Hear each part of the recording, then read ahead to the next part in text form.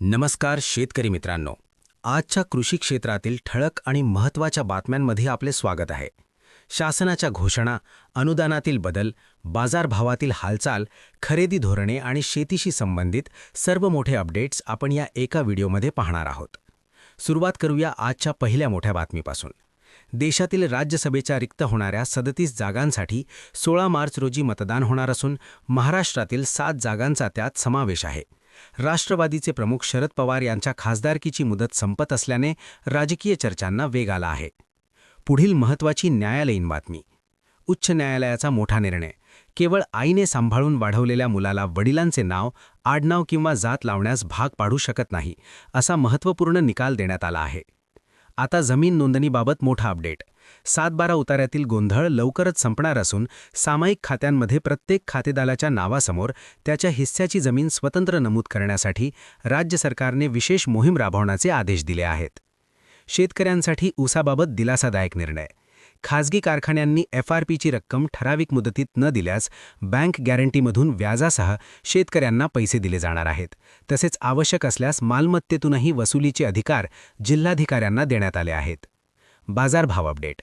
नाशिकच्या आळेफाटा उपबाजारात कांद्याची विक्रमी आवक नोंदवली गेली असून 1 नंबर कांद्याला 1801 रुपये प्रति क्विंटलपर्यंत भाव मिळाला आहे. तर दुसरीकडे टोमॅटोचे दर घसरून काही ठिकाणी 10 रुपये किलोपर्यंत आले आहेत. त्यामुळे शेतकऱ्यांमध्ये चिंता वाढली आहे. लाल मिरची बाजारात मोठी हालचाल. अवकाळी पावसामुळे दर्जा खालावल्याने काही मिरची कवडी मोल दरात विकली जात आहे, तर चांगल्या दर्जाच्या मिरचीला मात्र चांगला भाव मिळत आहे. आयात धोरणाचा तुरीच्या दरांवर मोठा परिणाम. शुल्कमुक्त आयातीमुळे तुरीचे दर सरासरी 1000 रुपयांनी घसरल्याचे दिसून येत आहे. केंद्र सरकारने मोठ्या प्रमाणात आयातीला मान्यता दिल्याने शेतकऱ्यांना फटका बसण्याची शक्यता आहे. हवामान अंदाज. पुढील 5 दिवस राज्यातील काही भागात ढगाळ हवामान राहण्याचा अंदाज असून 2 जिल्ह्यांमध्ये पावसाची शक्यता वर्तवण्यात आली आहे. तापमानात चढ-उतार होऊ शकतात. तंत्रज्ञान आणि शेती. AI तंत्रज्ञानामुळे पिकांवरील रोग ओळखणे आणि सल्ला देणे अधिक सोपे होणार असून शेती अधिक हायटेक करण्यासाठी शासनाची तयारी सुरू आहे. सौर योजनांबाबत मोठा धक्का. मागील 12 महिन्यांच्या वीज वापराची अट लागू केल्यामुळे राज्यातील 50 ते 60% सौर प्रकल्प अडकण्याची शक्यता निर्माण झाली आहे. पाणी टंचाईवर उपाययोजना. नागपूर जिल्ह्यात टंचाईसाठी 83 कोटींचा आराखडा तयार करण्यात आला असून 1170 गावांसाठी उपाययोजना प्रस्तावित आहे. नागपूरमधून मोठी आणि महत्त्वाची ब्रेकिंग बातमी समोर येत आहे.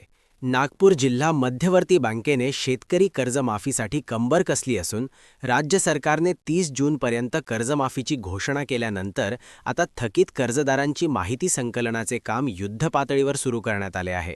बँकेकडून वृत्तपत्रात जाहिरात देऊन शेतकऱ्यांना आवश्यक कागदपत्रे सादर करण्याचे आवाहन करण्यात आले आहे.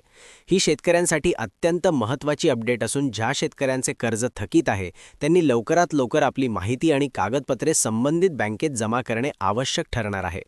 दरम्यान साखर उद्योगालाही मोठा फटका बसण्याची शक्यता व्यक्त करण्यात येत आहे. अतिवृष्टीमुळे साखर उत्पादन अंदाजापेक्षा कमी राहणार असून गाळप हंगामाची कालावधीही कमी झाल्याचे समोर आले आहे. PM सूर्यघर मोफत वीज योजनेलाही निर्बंधांमुळे अडचणी निर्माण झाल्या असून अचानक बदललेल्या नियमांमुळे अनेक प्रकल्प रखडण्याची शक्यता आहे. पाणी आणि सिंचनाबाबतही महत्त्वाची घडामोड. अमळगंगा नदी पुनर्जीवनासाठी शेतकऱ्यांकडून मागणी करण्यात आली असून सिंचन सुविधांसाठी प्रशासनाला निवेदन देण्यात आले आहे. बाजारभावाच्या आघाडीवर तुरीच्या दरात मोठी चढउतार सुरू असून शेतकऱ्यांना आर्थिक फटका बसत आहे.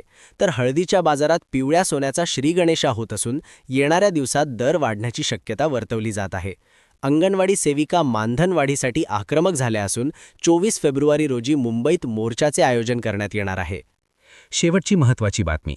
कापूस वेचणीसाठी मजूर टंचाई वाढली असून प्रति किलो वेचणीचा खर्च 12 ते 15 रुपयांपर्यंत वाढल्याने उत्पादन खर्चात मोठी वाढ झाली आहे. अशाच दररोजच्या शेतकरी बातम्या, बाजारभाव अपडेट्स आणि सरकारी योजना माहितीसाठी व्हिडिओला लाईक करा, शेअर करा आणि चॅनल सबस्क्राईब करायला विसरू नका.